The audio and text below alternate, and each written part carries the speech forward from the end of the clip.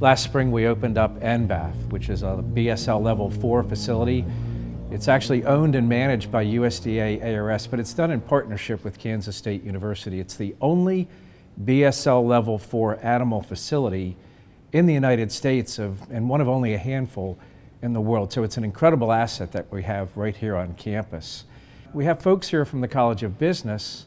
You guys don't look like animal scientists. You do not look like vets. So what are you doing for NBAF to be able to help to do things to make them more efficient and drive the economy? Well, that's a great question. You know, if you think about NBAF, it is a business. You know, they have all the revenue that they need coming in from the government. They have all the equipment, all the people.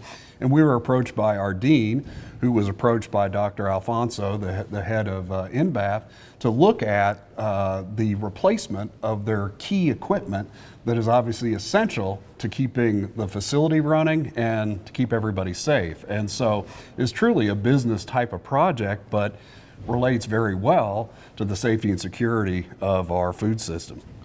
So what kinds of equipment are we talking about, and how do you monitor how it changes or degrades or needs maintenance over time? So we're trying to estimate when those key components will potentially fail and get those replaced before they do.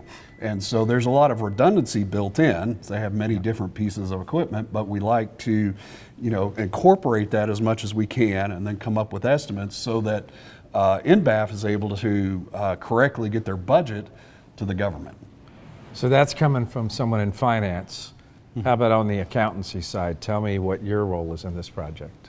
Well, I mean, it's similar. So I would say NBAF is a unique place. I mean, they have very specialized equipment. So say it's HVAC equipment, something like that. You're going to budget early for that, right? So maybe 5, 6, 8 years before you need to make that purchase. And you just roll that budget forward or that fund forward year after year. Well, NBAF can't do that, right? So they have to go to Congress every year. They need to know exactly what they need to replace. So have you partnered together to be able to do this kind of work before, or how does this partnership start? It is something that, you know, individually we probably look at these things all the time in different settings, whether, you know, corporations, things like that, and definitely on the accounting side. This is a little bit unique given the nature of the equipment, but it's definitely in the wheelhouse of what we do on a day-to-day basis and what we teach our students in terms of budgeting and accounting and that sort of thing. So it speaks to KState, and it speaks to our partnership with NBAF, because I think if we didn't have a good partnership with them, they're probably going to go outside of our college, outside of our university, and hire some consultant to do this. And instead, they're hiring us from the College of Business. Well, and the last thing we want NBAF doing is looking for another university partner and not including Kansas State University. Yes. I think a big part of what you're trying to do is you're trying to forecast when there needs to be change made in equipment so that there's not downtime, and also so that USDA ARS can be able to ask for the budget when they need it. So economic efficiency is just not about pieces of equipment, right? It's more holistic when we think about things like safety and we think about things of containment of the animals. Can you talk a little bit about the economic forecasting of that in the work in which you do?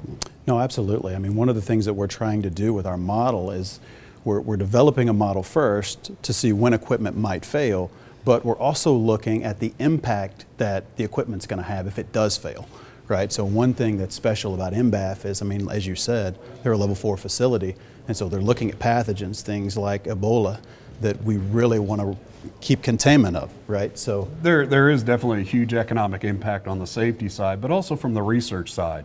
If it's not something as, let's say, dangerous as Ebola, but we have to shut down that facility, that research stops.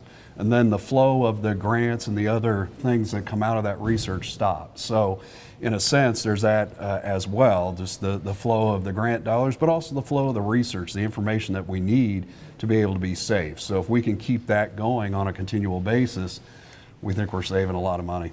You know, when we think about interdisciplinary work, so many times we work hard to be able to try to find, how can I fit? You know, how can I fit into a big science project? And I think this is just a great example of how people might not think about an interdisciplinary project that would involve business, but you guys are making a big difference. So I'm very grateful for the work that both of you do relative to economic forecasting and building out a really important partnership with NBAF. So I would ask my two colleagues on the count of 3 to do 1, 2, 3, go Cats!